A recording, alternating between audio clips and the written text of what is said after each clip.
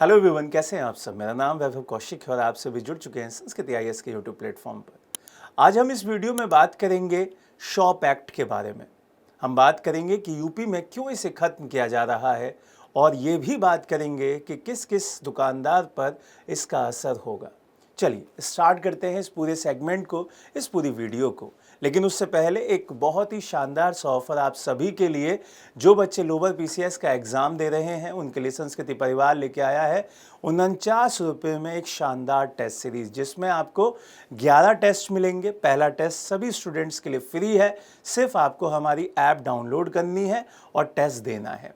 और ये टेस्ट आपको एहसास कराएगा कि आपकी तैयारी कितनी चल रही है और कैसी चल रही है। क्लियर है, शेड्यूल पूरा दे दिया है, 4 बजे होगा, क्या क्या डेट रहेंगी वो भी यहाँ पे दे दी हैं।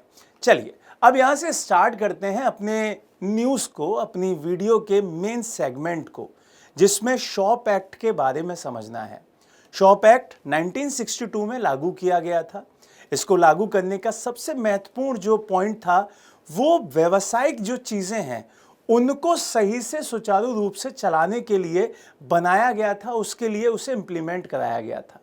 यहाँ पे 2 जनवरी 2024 को इसमें संशोधन की मंजूरी दी गई थी, लेकिन यहाँ पे कोई भी संशोधन नहीं हुआ था।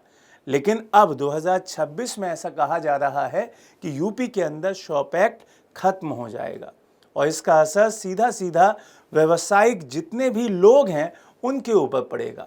इसीलिए ऐसा कहा जा रहा है कि 60 साल पुराना जो शॉप एक्ट है वो अब चेंज कर दिया जाएगा एक कोड के माध्यम से, और वो कोड बहुत ही नए युग की शुरुआत बताया जा रहा है।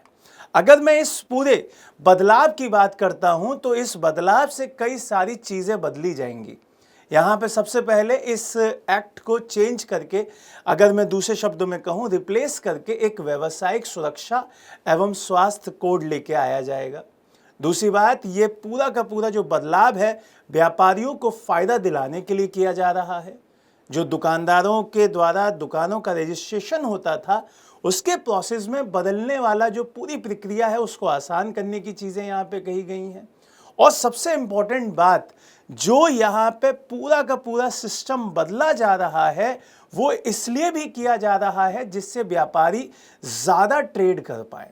तो यहाँ पे कुछ महत्वपूर्ण पॉइंट हैं कि भाई आसान प्रक्रिया को यहाँ पे अपनाया जाएगा। जो लाइसेंस लेने की पूरा प्रोसेस है, पूरी प्रक्रिया है, उसको आसान किया जाएगा। पंजीकरण जो रजिस्ट्रेशन का पूरा माध्यम है उसको आसान किया जाएगा।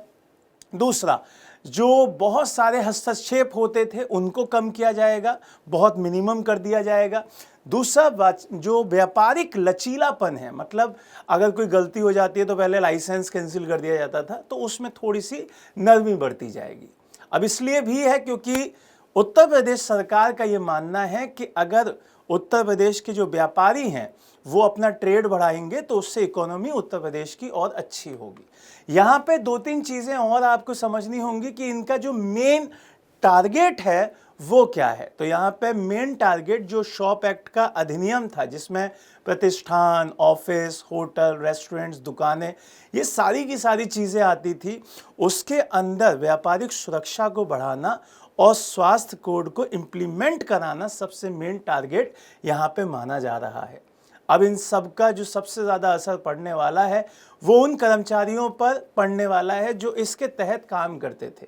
क्यों? क्योंकि यहाँ पर जिन दुकानों में 10 कर्मचारी अब काम कर रहे हैं, अब उनको भी इजीली लाइसेंस मिल जाएगा, उनका भी रजिस्ट्रेशन हो जाएगा। तो ये चीज़ बहुत इम्पॉर्टेंट हो जाती है व्यापारिक नज़र से और वहाँ की चीज़ों को बढ़ाने के लिए। तो ये एक अच्छा कदम है। आप भी कमेंट बॉक्स में बता सकते हैं कि आपकी क्या कोई ऐसी दुकान है जिसमें 10 कर्मचारियों से ज़्यादा लोग काम करते हैं और आपने अभी तक रजिस्ट्रेशन नहीं कराया है। तो आप इस पूरे सेगमेंट को सुनने के बाद क्या जल्दी से जल्दी रजिस्ट्रेशन कराने वाले हैं या नहीं।